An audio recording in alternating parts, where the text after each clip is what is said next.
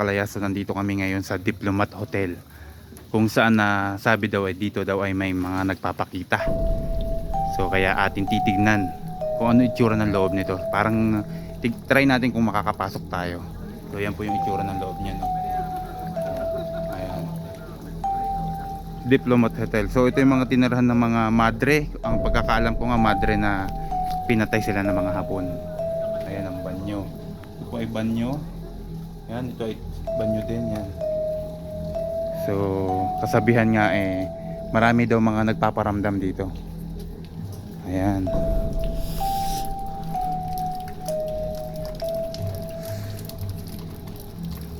So tignan natin yung loob, kung anong mga laman at tsura. So tignan natin kung makakapasok tayo. Grabe, sobrang kinikilabot ako mga kalayas. Napaka creepy niya. Ayan, oh.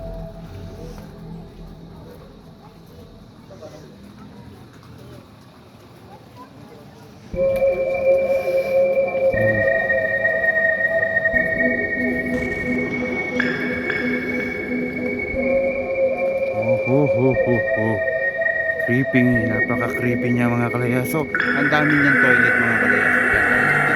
Yung sa una, may mga toilet na tayo na videoan. So, dito toilet na. Ayan po. Yung itsura ng Diplomat Hotel.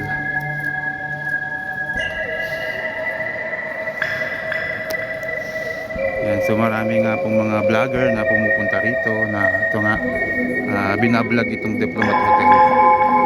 Ayan, so yan. Ayan, nakakatakot.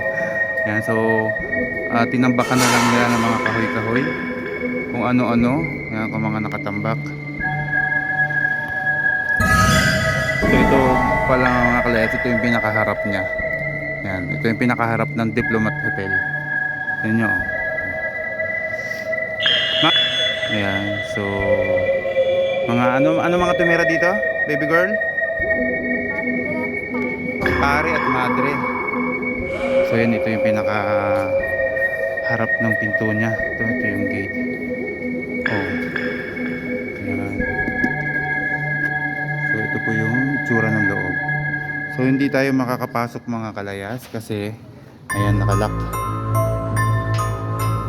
So ito yung ito pala siya dati.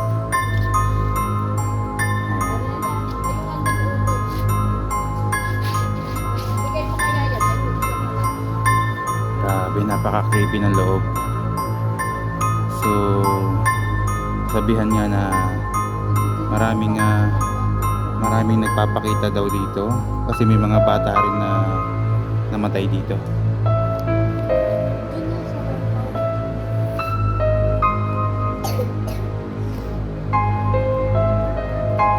So maraming laki nito, no, mga kalayas.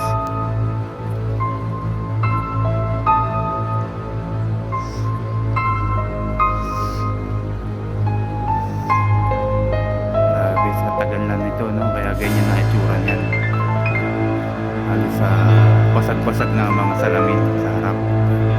Iilan na lang din yung mga buo tulad nito na sa baba yan, mga buo pa. Pero kung titignan niyo sa taas mga kalayas, halos basag-basag na lahat, no? So ang daming dumadayo talaga dito sa Diplomat Hotel.